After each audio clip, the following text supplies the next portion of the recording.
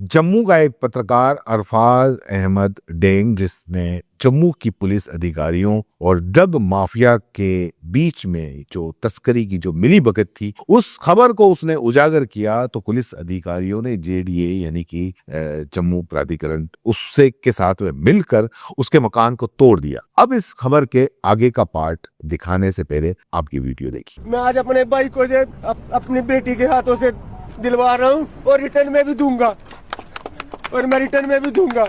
ये 3 मरले का प्लाट तोड़ा ना, मैं 5 दूंगा। सालों 5 तोड़ो, मैं 10 दूंगा। लेकिन ऐसा मत करो, जुल्म मत करो। छोटे से बच्चे को देख लो, बेचारा बैठा है। और लानत है तुम्हारे ऊपर, ऐसी सरकार हो, लानत है। मैं तो यही कहना चाहूंगी पर्सनली कि मैं भैया की छोटी बहन हूँ। ना सिर्फ मैं, हमारे पूरे फैमिली मेंबर्स और जितने भी कम्युनिटी के लोग हैं, वो सभी अरफाज भैया के साथ हैं, क्योंकि ये बहुत अच्छे पर्सन है। पर्सनली माँ बाप हैं जिन्होंने मुझे जन्म दिया, और पर्सनली आप खुद देख सकते हो कि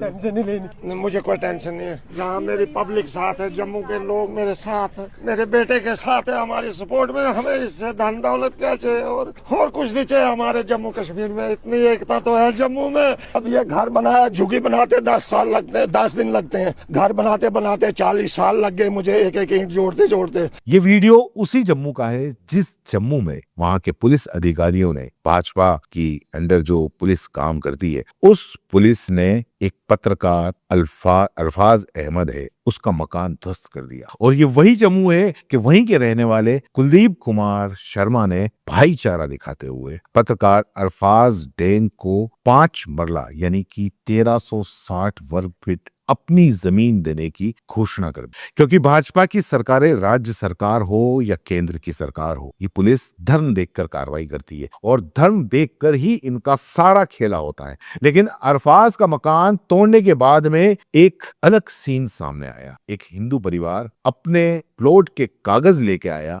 जो शायद उसने अपनी बेटी के लिए रख रखा। उसने उसी बेटी से वो प्लॉट के जो कागज थे अरफाज को दे दिए, वो प्लॉट उस पत्रकार अरफाज को दे दिया। देख रहे हो साहब, देखिए, दरअसल ये हिंदुस्तान, ये असली भारत के वो नुमाइंदे जो नफरत को ही अपना ब्रांड एम्बेसडर मानते हैं, उनको ये सीन, ये तस्वीर अच्छी नहीं लगेगी। हो सकता है उनका अगर बस चले तो वो कुलदीप शर्मा के घर पर भी बुलडोजर चला। अच्छा बेटा, हम तो नफरत की दुकान खोल के बैठे हैं और तू मोहब्बत फैला रहा है, भारत की असली तस्वीर बता रहा है। जैसे तैसे तो हमने हिंदू मुस्लिम भाईचारे के अंदर जहर घोल के इस तस्वीर को हमने नफरतें फैला फैला कर आपस में धुंधली किया है। इसको तो साफ करने की कोशिश कर रहा है। कुलदीप शर्मा ने शुक्रवार को मीडिया के सामने जो पत्रकार था अरफाज डेंग, उसको गले लगाकर कहा, रोते रोते कहा कि वो अपने भाई को सड़क पे नहीं रहने देंगे। उन्होंने ये भी कहा कि डेंग के छोटे बच्चे